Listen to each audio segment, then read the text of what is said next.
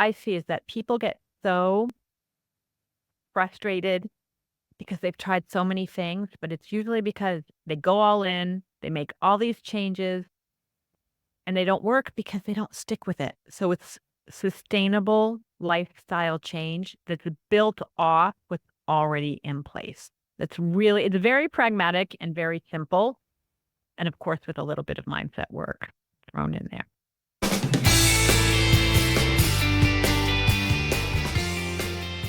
Welcome to the Honor It podcast. I'm Honor Garrett, your host, and we're here to honor all that is good in the world.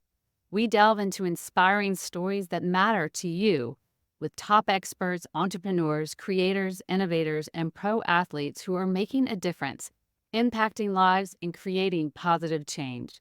My mission is to inspire women to thrive and build a life and legacy they love, no matter what their age. We live life in the game, not on the sidelines. Today, I'm excited to talk with Karen Gombault. She is a certified health and life coach equipped with the knowledge and expertise to guide women through the challenges and triumphs of midlife transformation. What makes Karen's story even more captivating is her unique perspective, having lived in France for the past 30 years and fully embracing the French lifestyle. Karen is also the host of her own podcast called The French Way, WEIGH, where she dives into topics ranging from health and wellness to the intricacies of living abroad. Join us as we explore her journey, her insights into the French way of life, and how she helps women achieve their health and wellness goals. Welcome, Karen. How are you? Hi, I'm fine. Thank you, Honor. And thank you so much for having me. Looking forward to this conversation. This is exciting because I love to travel, and you are, I believe, from the US and now have lived in France for 30 years. So could you share a bit about your background and upbringing in the United States, and then what led you to move to France and how the life there has shaped your perspective on health and wellness? Like you said, I'm American, originally from Maine. So I grew up in Maine and went to school in Boston. And France has always been my passion. So when people had Tom Cassidy or The Cure on their wall when they were in high school, mine was a map of Paris. And I came over as an exchange student in high school. I came back to study during my undergrad, and then I came back to do my master's. And then I ended up marrying a Frenchman and still live here. So it's been over 30 years now. Originally attracted to France by, I think, just that the culture, and obviously this was a time where, yeah, there wasn't internet, and so there was still a mystique of Paris and just the culture and the people, and I think the fashion and the food, like everything just attracted me to Paris and to France. And as you say, I've settled here. I've been living here. I absolutely love it here. And I think in terms of health and wellness, what's amazing about this country is if you look at obesity, there's hardly any obesity. There is some, and it is growing a little bit, but generally, hardly any obesity because I think the relationship to food is actually very healthy. And that's not meant to be a pun. It's food in France isn't good or bad. And they've learned food is such an ingrained part of the culture and an ingrained part of growing up. You make homemade food for your babies, you teach your family to cook. And so I think the health and wellness side is what attracted me. And I think what's so amazing here is the love of food and the fact that, yeah, there's nothing is labeled as good and bad. So I think that just maybe as an overall arching kind of beginning, that's definitely part of the health and wellness here. I love that in your bio, you mentioned that you love a good croissant. So that is very interesting. When you look at people in France, they're not as overweight as they are in the US. Is that because of the ingredients? Because I do know there's so many things that are banned and preservatives and food additives in other countries. And yet, of course, the US says yes to it all. And so do you think that has something to do with it? Definitely. And the food quality here is excellent. And you are 100% right. There are so many ingredients that you can find in the US that you can't find here. And you just have to compare the labels of a bottle of ketchup or even yogurt. Like if you look at the yogurt here, the only ingredient is milk. And so it's definitely part of the story of why there's such good health here in France. And then, of course, maybe as well, stress, because I know that when you're stressed, you could be eating the healthiest diet in the world. But if your body is stressed out, you're not absorbing the nutrients as well. So does France have a little more of a laid back approach? So I think people, especially in the cities, I think I live in Paris and it's a big city like London or New York or LA. So you do have very high levels of stress. But I think where the difference comes in, there's two things. The first one is French people love to go on vacation. That is a very important part of the culture here. So even if you're working very long hours and stress is high, you have these pockets of when you completely decompress. So 3 to 4 weeks in the summer, a week at Christmas, and then everybody will take a week or two in the springtime. So you really have that time to, I want to say, bring those cortisol levels down. And so that's definitely part of it. But during the weekday, I would say it's just as stress if you're living in a city. The other part of that is I think that in France, people are life focused. What I mean by life focused is they're always thinking about what's in the cinema and what are the new books that have come out, and they're planning a trip, and they're taking dance lessons and piano lessons and yoga lessons. And so they're focused so much on life and enjoying life to the fullest. And just to give you an example, there's cafes and bars, and you can actually get a cafe and just sit for 2 hours and just talk with either the person that you're with or people around you, because that connection, it's about being there with the people and connecting with them. So I think that joie de vivre and just the life focus, I think is a big part of also why France is healthy, because they're not constantly obsessed about food and weight and every single morsel they're I putting think I into their need to, mouth. I need to come. It's a question. Uh, What or why did you want to be a health coach? What spurred that on for you? a couple things. The first one is I wanted to stay off medication.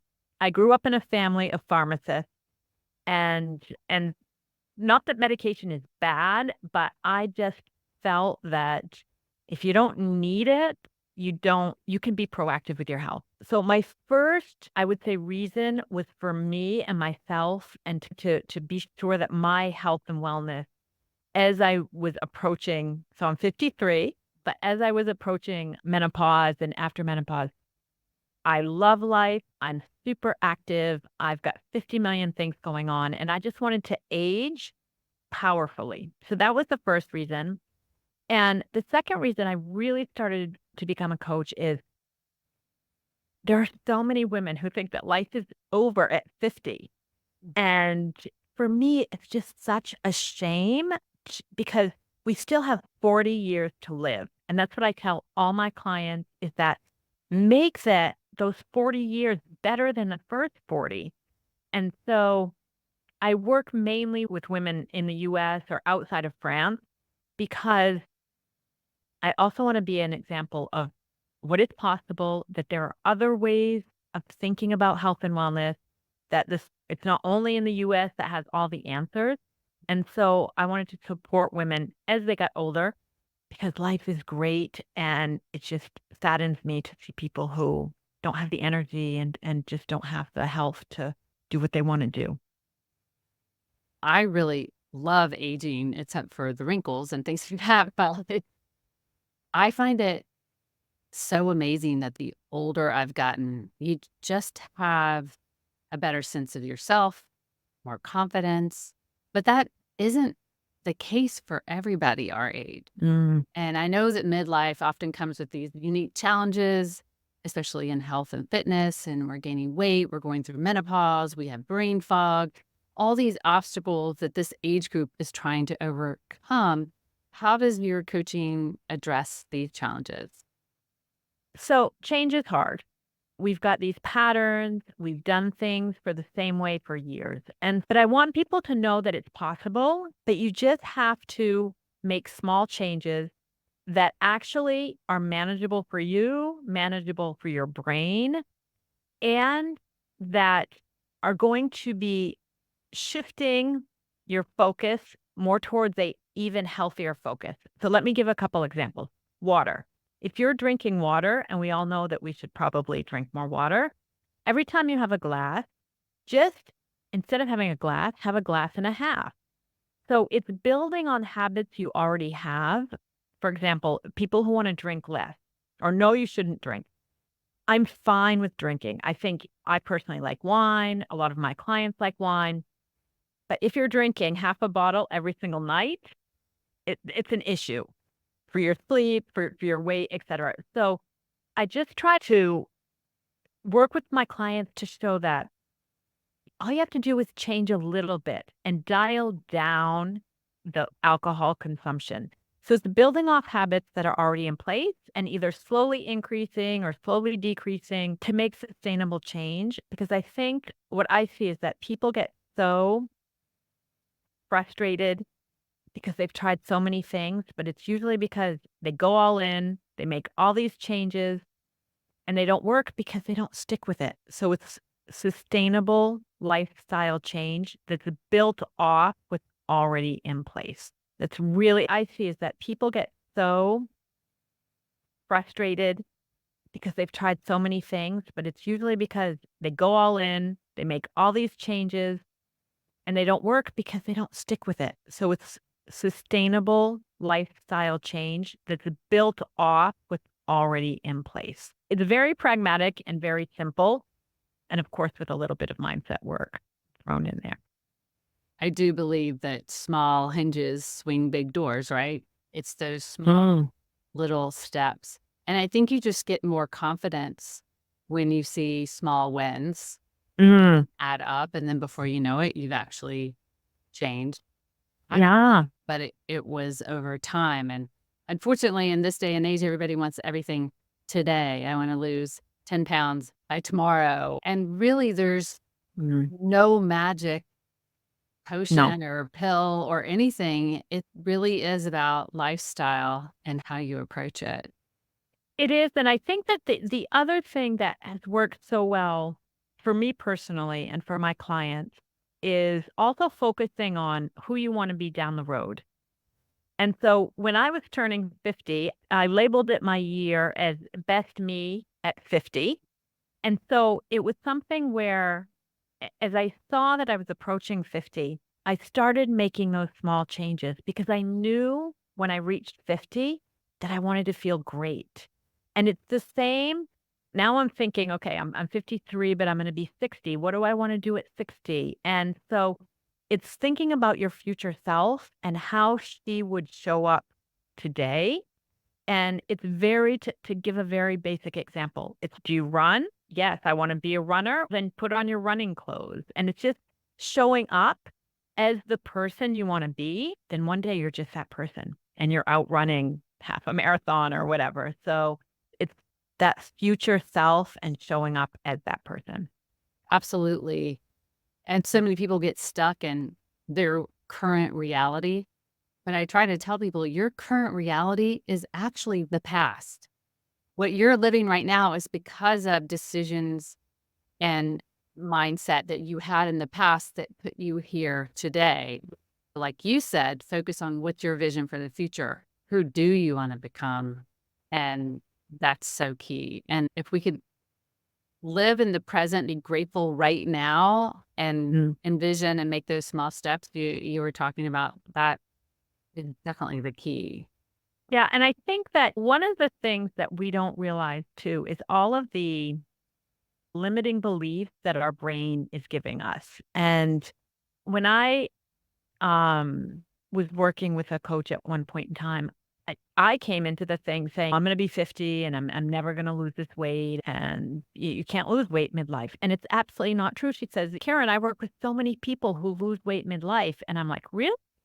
And when somebody gives you that different perspective and there's a different way of thinking about it, yes, I've lost weight after menopause. Yeah. And so it happens. You just have to accept that, like you said, it's not overnight, and so there's a little bit of patience, and tweaking, and of course, what works at 50 doesn't work when you're 30, or what works at 30 doesn't work when you're 50, so you have to, try on error. And it is, you're right, because our brain shuts off. If you say, I can't Mm. lose weight, your brain's going to go, okay, you're right. But if Yep. you're like, I wonder how, then our brain tries to figure out how can we make that happen? So I know that you two Mm. have a podcast called The French Way. I love that. I love the play on words, Thank and it explores various aspects of life and health and wellness. Who is your podcast primarily for, and what can the listeners expect to gain when they tune in to you? It is for I would say it's for women in midlife, but I would say relatively wide, so probably starting at 30. So 30, I would which isn't midlife yet, but anyway, from 30, I would say on up. And there's always a French twist to it. So I actually have a lot of listeners who like France and who are really attracted by France or a European lifestyle. So I share a lot of things that go on here. So there's always some kind of story, either about my French family or my French husband or something, of course, in the French culture. And it's sharing a lot of habits, best practices. I don't wanna say that the mindset is different in France than it is in the US. I bring in, I would say, an American mindset into it, but it's really for people who are looking for sustainable habit change, simple, sustainable habit change, and are looking for inspiration that is, from I would say curious from another country, that there is another way of doing things. That's usually what people tell me is it's a very fresh perspective. That's great. So, beyond diet and exercise, like what are some essential elements of your French approach to well being that you believe people can benefit from in all ages and backgrounds? So I think one of the biggest one is to come back to what I was saying earlier is being life focused. So I strongly suggest it. So in the podcast, but also with the people that I work with, is people are so obsessed with weight and the number on the scale and what they're eating and food and is it good and is it bad? You need to get a life and have something outside of that to focus on. Focus your attention. So take a course, take Italian, learn to play the piano, take a dance class. They're they actually don't realize it until they say, "Oh, it's true that all I'm focusing on is food." And so giving them an objective, and it can be planning a vacation, but something that is forcing them to think about enjoyment that doesn't have to do with food. That would be one of the key things. That's great. And so, could you share, or do you have any success stories that from your coaching that made a lasting impact on you? I think that a lot of the women that I work with are older, over 45. And so one of the women that I worked with is, so let's just call her Sylvie, was going out a lot in France. So this happened to be a French client, but she having a lot of people over to socialize, etc. And so we took those habits and those things that she was already doing and just simply tweaked them. So if it's the socializing thing, we have before dinner drinks or we have people over for dinner. So it's just ensuring maybe that there was a healthy option. or not, or adding in just a little bit of walking, seriously, just a mile a day. And so it was just, and she was 65. So changing those small things, and even at 65, she actually lost the last 5 pounds. So that's why I like to work to make things sustainable and easy for clients. And yeah, she's probably, I would say, probably one of my biggest success stories, only because she also came in with a very negative mindset as of, I'm 65, I'm never going to be able to lose. Oh, that's good. That's Mm. As someone who's embraced both American and the French culture, what valuable lessons or practices do you believe we can integrate into our lives to achieve more balance? That's a good question. So achieving more balance, one, find something that you love. I think that finding something you love is really important. I took up golf 5 years ago. So that is my thing. It is hard and it's challenging to me. But Does your husband play? so yes, my husband played. We took it up as a couple Okay. when my kids were actually going to be leaving and we were anticipating being empty nesters.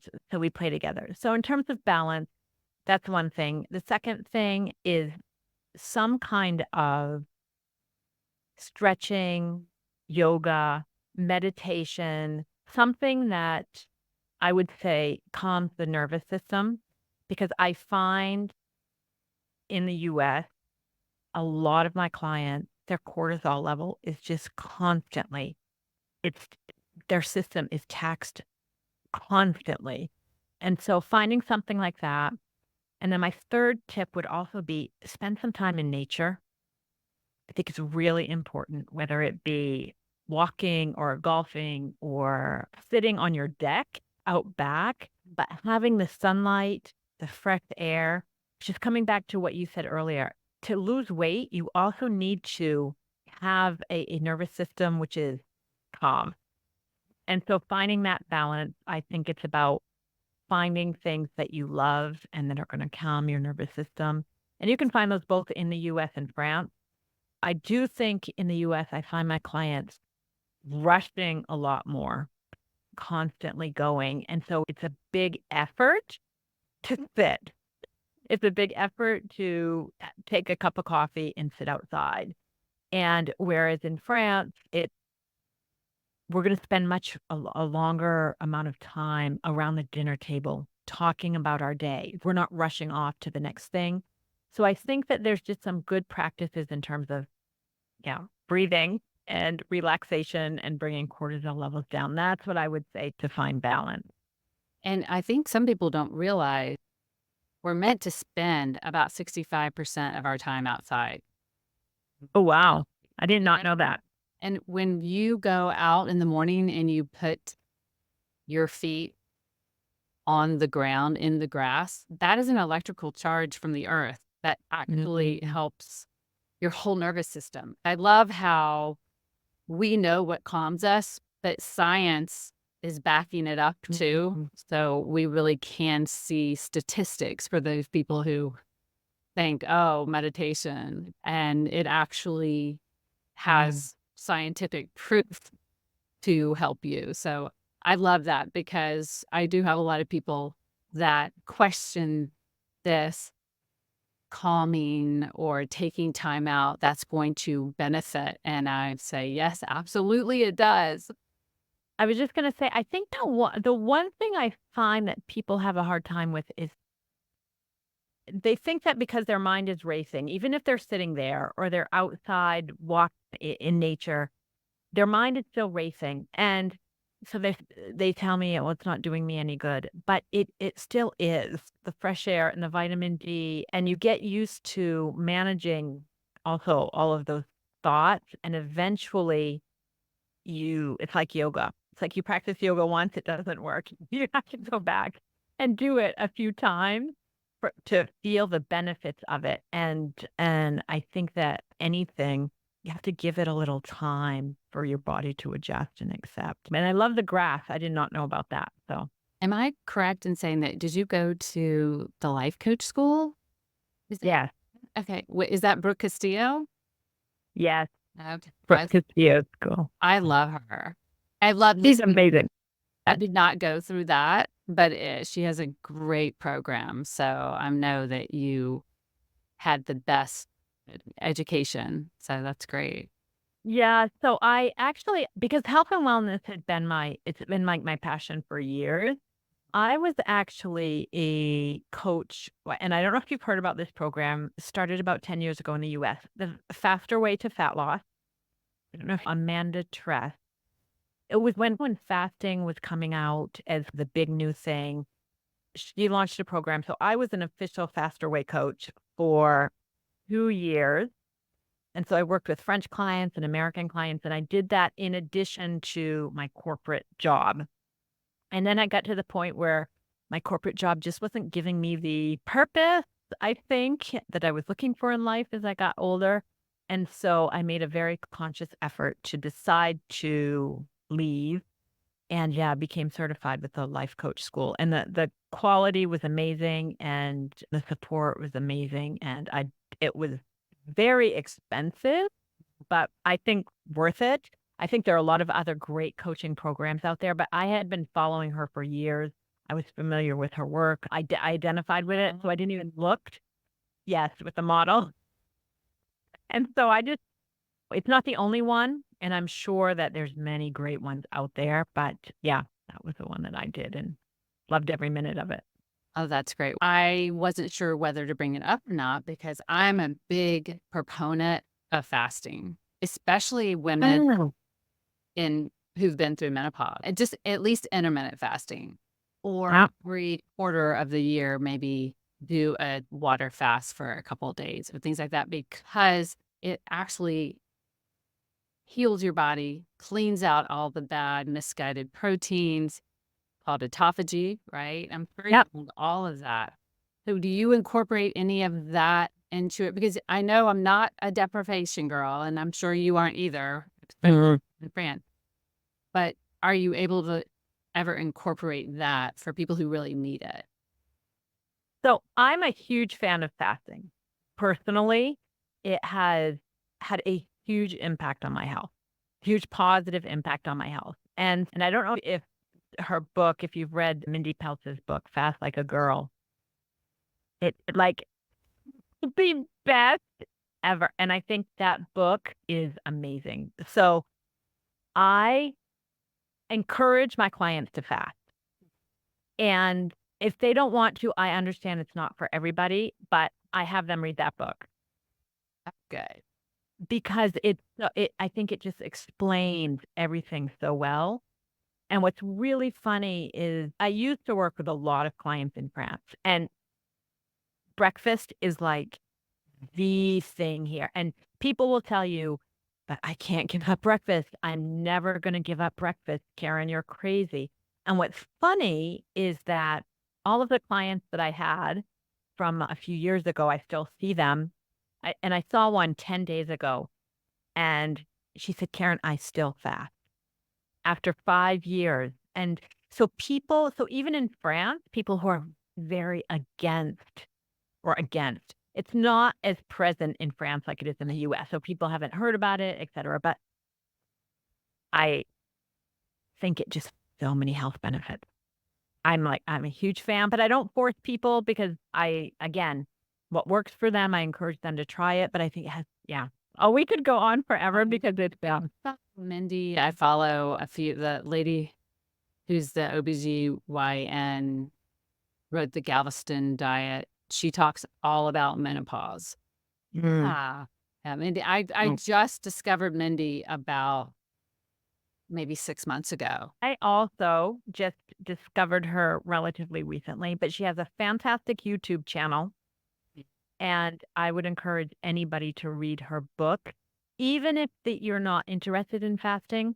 All of the hormonal, I think, explanations when it comes to women and aging. And there's just been so much more research around fasting now. She is like a goddess to me. We could talk forever. I like to end all my podcasts with the same question for every guest. This is the Honor It podcast. So, what or who are you choosing to honor today? So I am choosing to honor my 2 daughters. I have an engineer and an artist. And yeah, so one of them has her own startup and the other one is an aspiring artist in animation.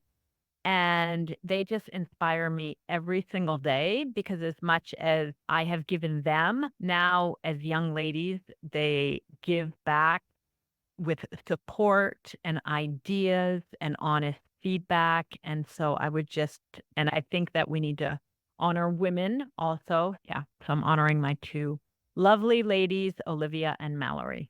Oh, that's great. I have an Olivia too.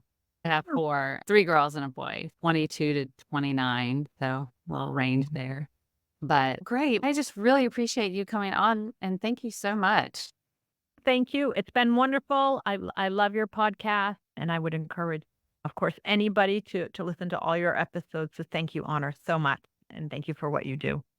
Until next time, everyone, remember we are not promised tomorrow.